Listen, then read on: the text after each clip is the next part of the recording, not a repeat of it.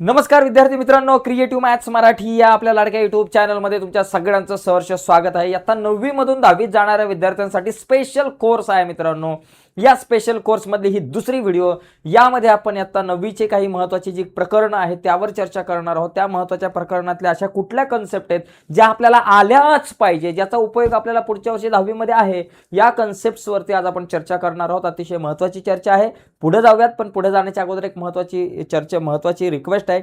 या अगोदर ऑलरेडी आपण व्हिडिओ नंबर 1 बनवले। त्या व्हिडिओ नंबर 1 मध्ये इम्पॉर्टंट बेसिक कन्सेप्टवर चर्चा केली, ज्याच्यामध्ये बेरीज, गुणाकार, वजाबाकी, भागाकार यावर चर्चा केलेली आहे। त्याचबरोबर संख्या आणि त्यांचे प्रकार, काही बेसिक कन्सेप्टवरती मित्रांनो आपण चर्चा केलेली आहे। तर आता आपण मित्रांनो काही महत्त्वाची चॅप्टर्स आहेत, जसं की भूमितीतील मूलभूत संबोध या प्रकरणातले असे कुठले घटक आहेत जे आपल्याला पुढच्या वर्षीसाठी महत्त्वाचे आहेत, तर ते आपण बघणार आहोत। एकदम थोडक्यात शॉर्टकटमध्ये आणि चांगल्या सोप्या भाषेमध्ये आपण बघणार आहोत। इम्पॉर्टंट आहेत मित्रांनो सगळ्या गोष्टी। तुम्हाला मित्रांनो सगळ्यात पहिली गोष्ट म्हणजे हे जे काही संख्या रेषा आहे, आता ही एक संख्या रेषा आहे, पहिली एक रेषा होती आणि या रेषेवरती ज्यावेळेस संख्या लिहिल्या जातात त्यावेळेस ही संख्या रेषा होती। आता या संख्या रेषेमध्ये जे काही दोन बिंदू असतात, आता इथं बघा क्यू बिंदू आहे, त्याचा निर्देशक -5 आहे, पी बिंदूचा निर्देशक -4 आहे, ए चा निर्देशक 1 आहे, सी चा निर्देशक 3 आहे। तर इथं आपल्याला दोन बिंदूंमधलं अंतर कसं काढायचं हे आपल्याला आलं पाहिजे, कारण आता 10वीला सुद्धा निर्देशक भूमिती हे एक प्रकरण आहे ज्याच्यामध्ये आपल्याला अंतर काढायला विचारलं जातं। तिथे दोन बिंदूंमधलं अंतर आलेखावरती एक्स अक्ष आणि वाय अक्ष असताना काढायचं असतं। इथे एका संख्या रेषेवरच्या दोन बिंदूंमधलं अंतर कसं काढायचं हे आपल्याला माहिती आहे। मी जरा थोडक्यात सांगतो तुम्हाला, जसं की डिस्टन्स ऑफ बीई। मला जर का डिस्टन्स ऑफ बीई या दोन बिंदूंमधलं जर का अंतर काढायचं असेल तर ते मी कसं काढणार? बी आणि ई, बी चे निर्देशक 2 आहे, ई चे निर्देशक 5 आहे। आता एक लक्षात ठेवायचं, या दोघांमधला मोठा आकडा कुठला, मोठी संख्या कुठली, 5 का 2? तर 5 ही मोठी संख्या आहे। तर हे अंतर काढताना 5 - 2 करायचं, 5तून 2 गेले, उत्तर आलं 3। अशा पद्धतीने आपण हे अंतर काढू शकतो। दुसरं जर अंतर मला काढायचं आहे जे आणि ए या दोन बिंदूंमधलं अंतर। आता ए कुठं आहे बाबा? इथं आहे, आणि जे कुठं आहे? इथे। आता जे आणि ए चा जर तुम्ही विचार केला तर जे चे निर्देशक -2 आहे आणि ए चा निर्देशक 1 आहे। आता 1 आणि -2 यामधली मोठी संख्या कुठली? तर 1 आहे, कारण ती धन आहे। तर एकामधून मला वजा करायचे, कोणाला वजा करायचे? -2ला। 1 - 2, मग 1 - अधिक 2, 1 अधिक 2 किती बाबा? 3 झाले। तर अशा प्रकारे आपल्याला अंतर काढता आलं पाहिजे। अशा प्रकारे आपण अंतर काढू शकतो, दोन बिंदूंमधलं अंतर। मित्रांनो कुठल्याही दोन बिंदूंमधलं अंतर हे कधीही मित्रांनो लक्षात घ्या, कधीही धन असतं, ऋण कधीच नसतं। तर हा एक महत्त्वाचा मुद्दा होता।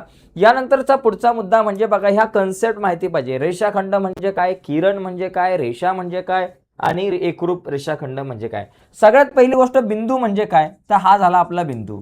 ओ मेरी प्यारी बिंदू, ओ मेरी भोली बिंदू, असा एक टिंब दिला म्हणजे हा बिंदू।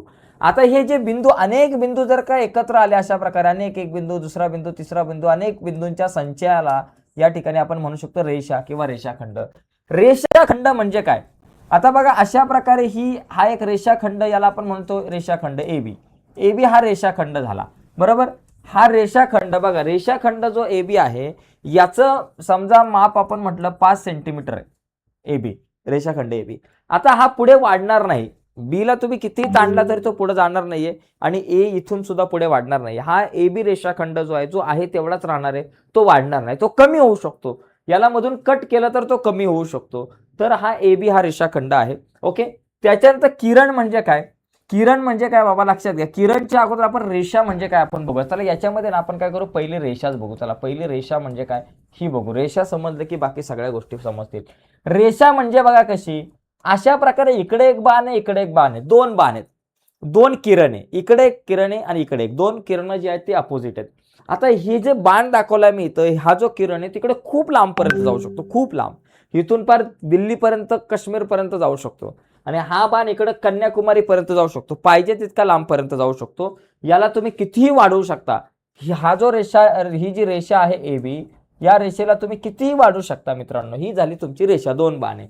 आता याच्यानंतर मग रेषाखंड म्हणजे काय बघा, रेषाखंड म्हणजे काय? आता इथं रेषाखंडाला बाण नसतात, काय नाही बाण। एबी हा रेषाखंड आहे ना, 5 सेंटीमीटरचा, तो 5 सेंटीमीटरचा राहणार, 4 असं तर 4 सेंटीमीटरचाच राहणार आहे। जशी ही रेषा वाढू शकते दोन्ही बाजूला, तसा हा रेषाखंड दोन्ही बाजूला वाढू शकत नाही। बरोबर. तसा हा रेषाखंड दोन्ही बाजूला अजिबात वाढणार नाही, कारण ते खंडित झालाय दोन्ही बाजूला तो. त्याच्यानंतर आहे किरण. तू तेरी नजर, तू है मेरी किरण. ती किरण वेगळी आणि हा किरण वेगळा. हा किरण जो आहे तो एकाच बाजूला बाण असतो. हा किरण समजा मी म्हणतो ए बी. आता एका बाजूलाच बाण आहे. हा किरण इकडं पाहिजे तेवढा वाढेल, इकडं वाढणार नाही. आता समजा बॅटरी, आपण म्हणतो ना बॅटरी जर का मी अशी लावली तर तिकडं उजेड पडणार आहे, मागं उजेड पडणार का नाही पडणार, तो समोर उजेड पडणार आहे. त्याच्यामुळे तसा हा किरण समोर जाणार आहे. सूर्याची किरण सूर्याकडून आपल्याकडे येणार आहे, आपल्याकडून पलीकडे जाणार नाही त्याच्याकडे, सूर्याकडून आपल्याकडे येणार. तर अशा प्रकारे हा झाला किरण. किंवा असा सुद्धा एखादा किरण इकडून इकडे जाणारा सुद्धा असू शकतो, पीक वगैरे. ओके, इकडे बाण असू शकतो. ओके, असा किरण एका साईडला बाण आहे. त्याच्यानंतर एकरूप रेषाखंड म्हणजे काय? एकरूप रेषाखंड म्हणजे काय? ज्या दोन रेषाखंडांची लांबी सारखी असते त्याला आपण म्हणतो एकरूप रेषाखंड. तर हे काही गुणधर्म, हे काही महत्त्वाच्या कन्सेप्ट आहेत, ते आपण नीट समजून घेतल्या पाहिजेत. दुसरी गोष्ट, रेषाखंडाचा मध्यबिंदू हा सुद्धा खूप महत्त्वाचा भाग आहे मित्रांनो. समजा माझ्याकडे हा एक रेषाखंड आहे, ए बी आहे. आता ह्या ए बी या रेषाखंडाचा पी हा मध्यबिंदू आहे. पी काय बाबा? मध्यबिंदू आहे. मध्यबिंदू काय करतो? त्या रेषाखंडाचे दोन समान भागामध्ये विभाजन करतो. कुठलाही एखादा रेषाखंड असेल तर त्या रेषाखंडाच्या दोन समान भागात, त्या रेषाखंडाचं दोन समान भागामध्ये विभाजन करतो. म्हणजे कसं? लक्षात घ्या. आता या ठिकाणी हा जो ए बी रेषाखंड आहे तो समजा 10 सेंटीमीटरचा आहे, बरोबर. तर एपी किती होणार? 5 सेंटीमीटर, आणि पीबी पण 5 सेंटीमीटर होणार. म्हणजे एपी बरोबर पीबी, एपी आणि पीबी हे दोघे जण एकरूप असणार आहे. आणि एपी आणि पीबी दोघे सुद्धा या एबीच्या निम्म असतात, एवढं लक्षात घ्या. एपी आणि पीबी हे दोघे सुद्धा एबीच्या निम्मे असतात. एपी बरोबर पीबी बरोबर 1/2 गुणिले एबी.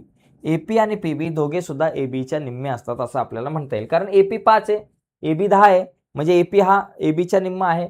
त्याचबरोबर पीबी सुद्धा हा एबीच्या निम्मा असणार आहे. किंवा तुम्ही असं म्हणू शकता की हा जो एबी जो आहे, एबी तो एपीच्या डबल असणार आहे. म्हणजे तुम्ही जर म्हटलं एबी जो आहे तो 2 गुणिले एपी म्हणू शकता, किंवा 2 गुणिले पीबी असं सुद्धा तुम्ही म्हणू शकता. असं सुद्धा तुम्हाला म्हणता येऊ शकतं. म्हणजे तुम्हाला ज्या पद्धतीने म्हणायचं असेल त्या पद्धतीने तुम्हाला इथं म्हणता येऊ शकतो. ओके, तर अशा पद्धतीने हे सगळ्यात गोष्ट, पहिली गोष्ट ही समजून घ्या की पी हा एबीचा जर मध्यबिंदू असेल तर पी हा ह्या एबी या रेषाखंडाचे दोन एकरूप भागामध्ये विभाजन करत असतो. एवढं आपल्याला समजून घेणं गरजेचं आहे. ओके, चला पुढे जाऊयात. पुढचा मुद्दा आहे पक्ष, साध्य आणि सिद्धता. मित्रांनो, या गोष्टी ज्या आहेत याच्यावरती आपण खूप चर्चा करणार आहोत यावर्षी 10वीला सुद्धा. पक्ष, साध्य, सिद्धता ही संकल्पना मित्रांनो मी तुम्हाला साध्या सोप्या भाषेमध्ये समजून सांगतो, एका स्टोरीच्या माध्यमातून. जी स्टोरी तुम्ही कधी ऐकली नसेल. उदाहरणार्थ, सखारामने तुकारामचा खून केला. आता ही स्टोरी बघा. सखारामने तुकारामचा खून केला, हे सिद्ध करा. खून केला हे सिद्ध करा. आता आपल्याला कधी कधी सिद्ध करायला सांगितलं जातं. समजा हे सिद्ध करा, असा हे सिद्ध करा. अरे बाबा सर, काय खून खराबा चालू किया बाबा सर तुमने. तर या ठिकाणी बघा, सखारामने तुकारामचा खून केला हे सिद्ध करा. मित्रांनो, या सगळ्या गोष्टी जर का तुम्हाला सिद्ध करायच्या असतील तर त्यासाठी कोर्टामध्ये जातात. समजा बाबा इथं तुकारामचा समजा खून झालेला आहे आणि सखाराम हा जो संशयित आहे त्याला पोलिसांनी पकडलेला आहे, आणि बाबा तिथं कोर्टामध्ये बाबा केस चालू आहे, आणि सखाराम बाबा एका ठिकाणी उभा आहे. आणि आता हे सिद्ध करायचं एखाद्या वकिलाला की बाबा ह्या सखारामनेच तुकारामचा खून केला, हे सिद्ध करायचं असतं. मग आता हे सिद्ध करण्यासाठी, समजा मी वकील असेल, तुम्ही वकील असाल, तर हे सिद्ध करण्यासाठी तुम्हाला कोणकोणत्या गोष्टी माहिती आहेत? माहिती असणाऱ्या गोष्टी काय काय तुम्हाला माहिती आहे बघा. माहिती असणाऱ्या गोष्टी किंवा बाबी तुम्हाला काय काय माहिती आहे बघा. तुम्हाला काय काय माहिती आहे ते बघा. सगळ्यात पहिली गोष्ट तुम्हाला माहिती आहे की बाबा सखारामचा खून झाला, म्हणजे कोणाचा खून झाला ते तुम्हाला माहिती आहे. कोणाचा खून झाला हे तुम्हाला माहिती आहे, बरोबर. त्याच्यानंतर कधी झाला हे तुम्हाला माहिती आहे. कुठे झाला हे तुम्हाला माहिती आहे. कशाने झाला हे तुम्हाला माहिती आहे. कशाने झाला तुम्हाला हे माहिती आहे. कशाने झाला, कशाने खून झाला, म्हणजे चाकू होती, सुरू होती, बंदुकीने मारला का दगड टाकला डोक्यामध्ये, नेमका खून कशाने झाला, एवढ्या सगळ्या गोष्टी तुम्हाला माहिती आहेत. ओके, या गोष्टी तुम्हाला माहिती आहेत. आता या गोष्टी माहिती असल्यानंतर आता तुम्ही काय करणार? या सगळ्या गोष्टी असल्याला माहिती आहेत तुम्हाला, आणि तुम्हाला काय साध्य करायचंय? साध्य काय करायचंय की सखारामने खून केला, हे साध्य करायचंय. सखारामने खून केला. ओके, हे तुम्हाला सिद्ध करायचं आहे.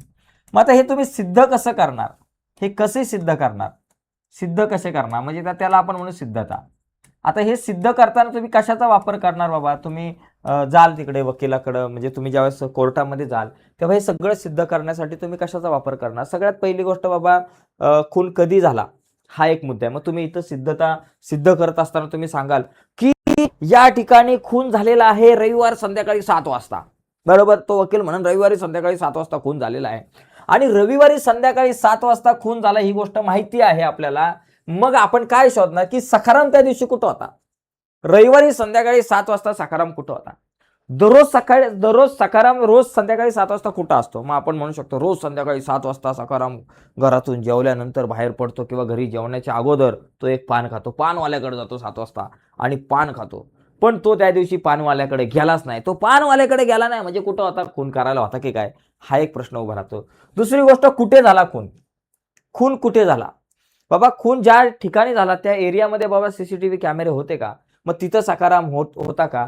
हे शोधायचा प्रयत्न करणार. कशाने झाला खून? जर का चाकूने झाला असेल तर तो चाकू जो भेटलेला आहे त्या चाकूवरती जे बोटाचे ठसे आहेत ते कुणाचे ते शोधण्याचा प्रयत्न होईल. मग ते सिद्ध करण्यासाठी मग तिथं ती बाबा फॉरेन्सिकला पाठवली जाईल तो चाकू आणि नंतर त्या चाकूवरती बाबा कोणाचे ठसे आहेत ते बघितलं जाईल आणि मग हा वकील म्हणन तर माय लॉर्ड या चाकूवरती जर तुम्ही बघितलं तर या सखारामच्याच बोटाचे ठसे आहेत म्हणून सखारामने खून केला हे सिद्ध होतं. म्हणजे अशा प्रकारे ही सगळी प्रक्रिया आहे. मग याच्यामध्येच पक्ष म्हणजे काय? आज पक्ष म्हणजे काय? तुम्हाला ज्या गोष्टी माहिती आहेत ते पक्ष आहे. साध्य म्हणजे काय? जे तुम्हाला सिद्ध करायचे जे साध्य आहे त्याला आपण साध्य म्हणतो. आणि सिद्धता म्हणजे काय? तुमच्याकडे असलेलं पक्ष, त्या पक्षाचा वापर करून तुम्ही ज्या पक्षामध्ये दिलेल्या घटकांचा वापर करून तुम्ही सिद्ध करण्यासाठी जे साध्य आहे ते सिद्ध करण्यासाठी जी प्रक्रिया करता तिला आपण सिद्धता असं म्हणतो. तसंच मित्रांनो, जर तुम्ही इथं जर बघितलं, पक्ष म्हणजे ज्या दिलेल्या गोष्टी, बऱ्याचशा गोष्टी तुम्हाला दिलेल्या असतात पक्षामध्ये, बरोबर? दिलेल्या असतात पक्षामध्ये. काय काय दिलेलं असतं बाबा? या 2 त्रिकोण आहे, त्या त्रिकोणांमधल्या 2 बाजू एकरूप आहे, काही गोष्टी दिलेल्या असतात ऑलरेडी. ओके, किंवा बाबा तो त्रिकोण जो आहे समभुज त्रिकोण आहे, त्याचा एक कोण इतक्या मापाचा आहे, बऱ्याचशा गोष्टी तुम्हाला दिलेल्या असतात. किंवा 2 रेषा समांतर आहे. साध्य म्हणजे काय बाबा? जे गोष्ट तुम्हाला सिद्ध करायची असते ती म्हणजे साध्य. आणि सिद्धता लिहिताना मित्रांनो तुम्ही काय करता? सिद्धता लिहिताना तुम्ही काय करता की वेगवेगळ्या कसोट्यांचा, मात्र सिद्धता लिहिण्यासाठी तुम्हाला कशाची गरज आहे?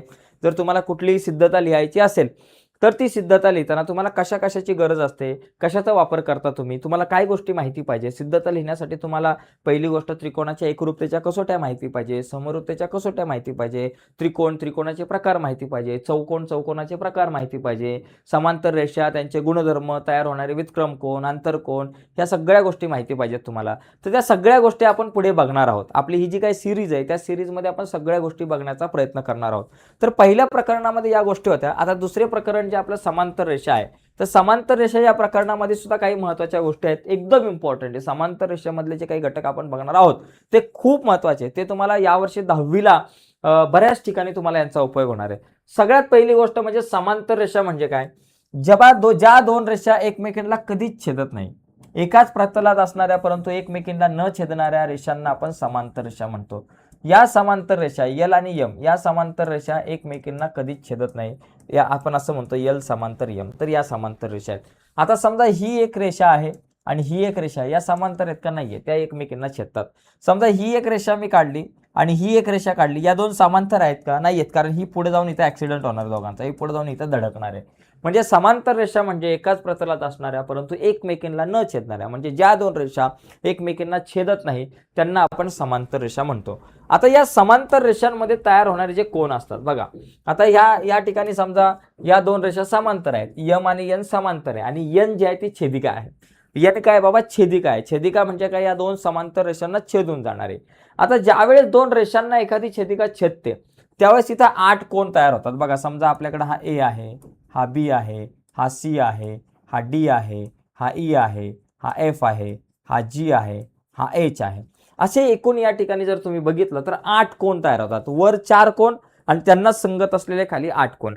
आता जर का या 2 समांतर रेषांना एक छेदिका छेदत असेल तर इथं तयार होणारे जे कोन आहे तर त्याच्यामध्ये संगत कोन एकरूप असतात. तयार होणारे संगत कोन एकरूप. संगत कोन म्हणजे काय? बघा, वर जर तुम्ही बघितलं ए आहे, वर 4 आहेत आणि खाली 4 कोन आहेत. आता वरचा जो ए आहे त्याची जागा खाली कोणी घेतले? ई आहे. ए ची जागा खाली ई ने घेतले, म्हणजे कोन ए आणि कोन ई, आपण म्हणू कोन ए आणि कोन ई हे एकरूप असणार, कारण हे संगत कोन जे आहेत ते नेहमी एकरूप असतात. त्याचबरोबर बी ची जागा खाली एफ ने घेतले, म्हणजे कोन बी एकरूप कोण एफ आहे. त्याचबरोबर सी ची जागा जी ने घेतले, कोण सी एकरूप कोण जी झाला. आणि डी ची जागा एच ने घेतले, कोण डी एकरूप कोण एच. तर अशा पद्धतीने मित्रांनो आपण हे संगत कोण सांगू शकतो. संगत कोण हे नेहमी एकरूप असतात, हे लक्षात घ्या. दोन समांतर रेषांना एका छेदिकेने छेदल्यावर. वितक्रम कोण म्हणजे काय, झेड मध्ये येणारे कोण. अशा दोन समांतर रेषा आहेत, एक छेदिक आहे, तर इथे बघा झेड कोण तयार होतो. बघा इथे जर तुम्ही बघितलं अशा प्रकारे झेड, बघा हा एक झेड तयार झाला, त्याच्यामध्ये इथे आणि इथे जे दोन कोण तयार होतात त्यांना आपण काय म्हणतो, वितक्रम कोण म्हणतो. वितक्रम कोण. तसं इथं हा सी आणि हा एफ हे बघा अशा प्रकारे या झेड मध्ये आलेले आहेत, या झेड मध्ये आले आहेत, म्हणून यांना आपण काय म्हणणार, वितक्रम कोण म्हणणार. ओके, तर अशा प्रकारे मला हे वितक्रम कोण लिहिता आले पाहिजे, जे झेड मध्ये येतात ते वितक्रम कोण. बघा पहिला कोण कुठला, सी आणि एफ, कोण सी एकरूप कोण एफ. आणि त्याचबरोबर उलट्या झेड मध्ये येणारा सुद्धा डी आणि ई हे सुद्धा वितक्रम कोण आहे. मग इथं लिहायचं कोण डी एकरूप कोण ई, हे सुद्धा वितक्रम कोण आहेत, एकरूप असतात. त्याच्यानंतर आंतरकोन. आंतरकोन म्हणजे आतले कोण. आंतरकोन म्हणजे आतले कोण. बघा जे कोण आंतरकोन म्हणजे बघा हे आतले. आता इथे बघा इथे एक जोडी आहे सी आणि ए, हे आंतरकोन एकरूप असतीलच असं नाही, त्यांची बेरीज 180 अंश असते. म्हणजे बघा कोण सी अधिक कोण ई बरोबर 180 अंश असणार. त्याचबरोबर कोण डी अधिक एफ, कोण डी अधिक कोण एफ बरोबर 180. एवढं लक्षात ठेवायचं. आंतरकोनांची जोडी पूरक असते, म्हणजे त्यांच्या कोनांच्या मापांची बेरीज 180 अंश असते. हा एक घटक आपल्यासाठी अतिशय महत्वाचा आहे. त्याच्यानंतर विरुद्ध कोन. विरुद्ध कोन म्हणजे काय, एकमेकांच्या विरुद्ध. आता बघा ए आणि डी हे विरुद्ध आहेत, कोण ए आणि डी एकमेकांच्या विरुद्ध आहे, मग तुम्ही लिहिणार कोण ए एकरूप कोण डी. विरुद्ध कोन हे एकरूप असतात, विरुद्ध कोन एकरूप असतात, ए डी एकरूप आहे. त्याचबरोबर सी आणि बी हे सुद्धा एकरूप आहेत. दुसरा आपण म्हणू शकतो कोण सी एकरूप कोण बी झाला. त्याचबरोबर ई आणि एच पण एकरूप, जी आणि एफ सुद्धा एकरूप आहे. तर अशा पद्धतीने आपण हे विरुद्ध कोण जे आहेत ते आपण समजून घेऊ शकतो.